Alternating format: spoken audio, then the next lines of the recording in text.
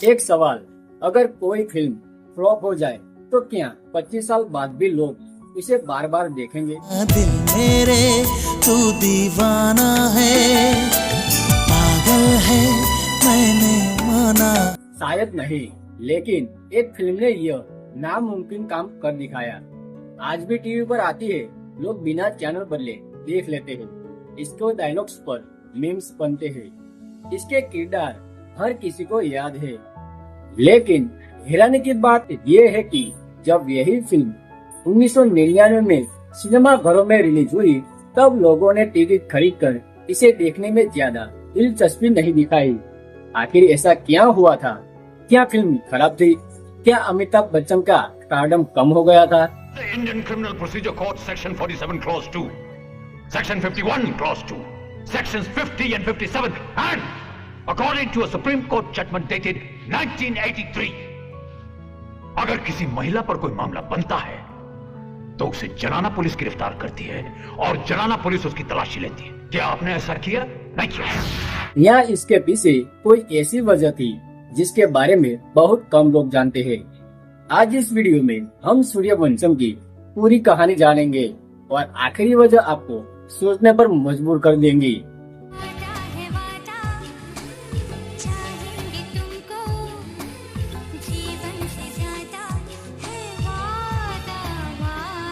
नमस्कार दोस्तों, स्वागत है आपका मूवी अनलॉक में, जहां हम फिल्मों के पीछे छिपी वो कहानियां बताते हैं जो अक्सर पर्दे के पीछे रह जाती है। सूर्यवंशम नाम सुनते ही किसी को हीरा ठाकुर याद आता है, किसी को जहर वाली खीर, तो किसी को टीवी पर बार बार आने वाली फिल्म। लेकिन जब ये फिल्म रिलीज हुई थी, तब इसका सफर बिल्कुल आसान नहीं था। और सबसे दिलचस्प बात यह है कि इसकी असफलता की वजह सिर्फ एक नहीं थी, बल्कि कई छोटे छोटे फैसलों ने मिलकर इस फिल्म की किस्मत बदल दी। तो चलिए शुरुआत करते हैं पहले कारण से। पहला कारण, क्या फिल्म गलत समय पर रिलीज हुई? जरा सोचिए, अगर आज के समय में 90s के दशक वाली स्टाइल की मूवी रिलीज हो जाए तो क्या वही असर होगा? शायद नहीं। और कुछ ऐसा ही सूर्यवंशम के साथ भी हुआ। 1999 का बॉलीवुड तेजी से बदल रहा था, युवा दर्शकों की पसंद बदल चुकी थी। रोमांटिक फिल्में, नए चेहरे और मॉडर्न कहानियां लोगों को ज्यादा आकर्षित कर रही थी। ऐसे माहौल में सूर्यवंशम एक पारिवारिक ड्रामा लेकर आई, जिसमें रिश्ते, परंपराएं और गांव की पृष्ठभूमि सबसे बड़ा हिस्सा थी। आज यही चीज इसकी ताकत लगती है, लेकिन उस समय कई दर्शकों को यही इसकी सबसे बड़ी कमजोरी लगी, यानी फिल्म की कहानी पूरी नहीं थी। लेकिन जिस दौर में वो रिलीज हुई, वो शायद उसके पक्ष में नहीं था। लेकिन क्या सिर्फ टाइमिंग ही वजह थी? बिल्कुल नहीं। असल कहानी तो अब शुरू होती है। अगले कारण में बात करेंगे उस दौर के अमिताभ बच्चन की और जानेंगे कि क्या उनकी लगातार आ रही फिल्मों का असर भी सूर्यवंशम पर पड़ा था। दूसरा कारण, क्या अमिताभ बच्चन का स्टारडम कम पड़ गया था? लेकिन रुकिए, क्या सिर्फ मूवी की टाइमिंग ही इसकी दुश्मन थी, या फिर उस समय अमिताभ बच्चन भी अपने करियर के सबसे मुश्किल दौर से गुजर रहे थे? साल 1999 में आज वाले अमिताभ बच्चन और उस दौर के अमिताभ बच्चन में जमीन आसमान का फर्क था। उस समय लगातार उनकी कई फिल्में उम्मीद के मुताबिक प्रदर्शन नहीं कर पा रही थी, दर्शकों की पसंद बदल रही थी और नए सितारों की फिल्मों की चर्चा ज्यादा होने लगी थी। यही वजह थी कि कई लोगों ने सूर्यवंशम को देखने से पहले ही मान लिया कि यह भी शायद उसी तरह की पुरानी स्टाइल की फिल्म होगी। अब जरा सोचिए, अगर किसी फिल्म के रिलीज होने से पहले ही लोगों की राय बन जाए तो क्या उसका असर टिकट खिड़की पर नहीं पड़ेगा? यही हुआ। कई दर्शकों ने फिल्म को मौका ही नहीं दिया। लेकिन मजेदार बात यह है, जिन लोगों ने बाद में टीवी पर यही फिल्म देखी, उन्हीं लोगों ने कहा, अरे फिल्म तो इतनी बुरी भी नहीं थी। यहीं से इस फिल्म की दूसरी जिंदगी शुरू होने लगी। तीसरा कारण, रिलीज के समय मुकाबला कितना मुश्किल था। लेकिन कहानी अभी खत्म नहीं हुई। मान लीजिए आपकी फिल्म अच्छी है, फिर भी अगर उसी समय दूसरी बड़ी फिल्में, अलग तरह का मनोरंजन और बदलता दर्शक वर्ग सामने हो, तो क्या हर अच्छी फिल्म हिट हो जाती है? जरूरी नहीं। किसी भी फिल्म की सफलता सिर्फ उसकी कहानी पर निर्भर नहीं करती, रिलीज का समय, दर्शकों का मूड, थिएटर तक पहुंच और शुरुआती प्रतिक्रिया सब मिलकर तय करते हैं कि फिल्म कितनी दूर जाएगी। सूर्यवंशम के साथ भी कुछ ऐसा ही हुआ। शुरुआती दिनों में इसे वैसी चर्चा नहीं मिली जैसी एक बड़ी फिल्म को चाहिए होती है। जब शुरुआती शो उम्मीद के मुताबिक नहीं चले तो कई जगह दर्शकों की दिलचस्पी भी कम होती चली गई। यानी फिल्म को शुरुआत में जो रफ्तार चाहिए थी वो नहीं मिल सकी। लेकिन अब जो कारण आने वाला है वही इस पूरी कहानी का सबसे बड़ा ट्विस्ट है। एक ऐसा फैसला जिसने बॉक्स ऑफिस पर नुकसान पहुंचाया, लेकिन उसी फैसले ने सूर्यवंशम को आने वाली पीढ़ियों के लिए अमर भी बना दिया।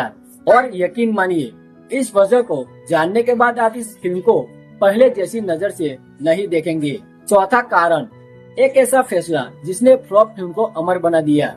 अब तक आपने जो सुना वो कहानी का सिर्फ आधा हिस्सा था, क्योंकि अब आता है वो ट्विस्ट जिसने सूर्यवंशम की किस्मत हमेशा के लिए बदल दी। सवाल ये है, अगर कोई फिल्म थिएटर में नहीं चली तो फिर वही फिल्म करोड़ों लोगों की पसंद कैसे बन गई? इसका जवाब छिपा है टेलीविजन में।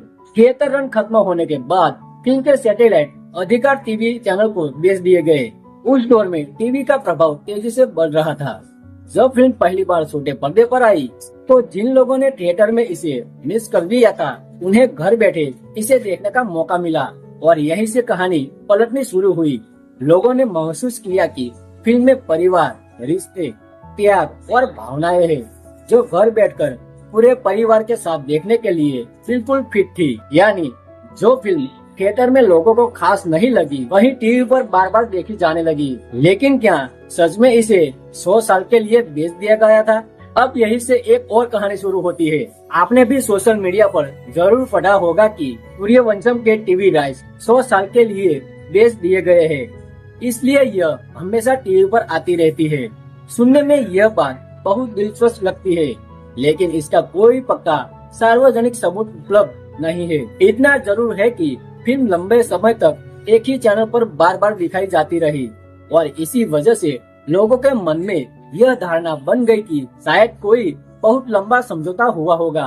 तो अगर कोई आपसे कहे कि 100 साल वाला कॉन्ट्रैक्ट पूरी तरह साबित हो चुका है तो ऐसा कहना सही नहीं होगा।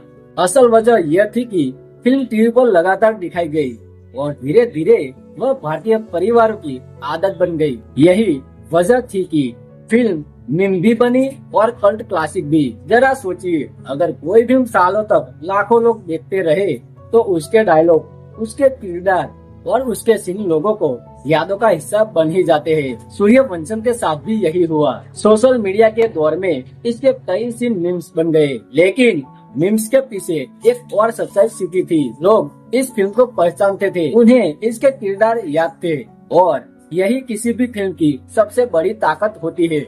लेकिन क्या सिर्फ टीवी पर आने से कोई फिल्म हमेशा के लिए यादगार बन जाती है, या सूर्यवंशम में सच में कुछ ऐसा था जिसने इसे 25 साल बाद भी जिंदा रखा?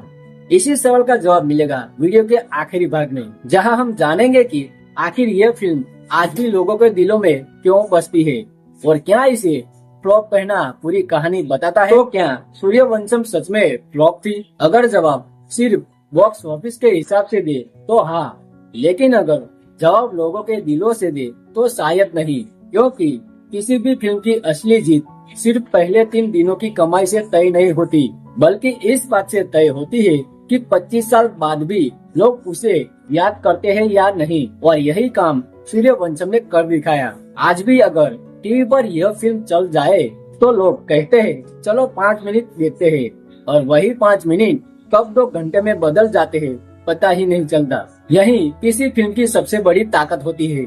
सवाल ये है कि असली वजह क्या थी? अब अगर पूरी कहानी को सिर्फ 1 मिनट में समझे तो 4 बड़ी बातें सामने आती है। पहली, फिल्म ऐसे समय में आई जब दर्शकों की पसंद तेजी से बदल रही थी।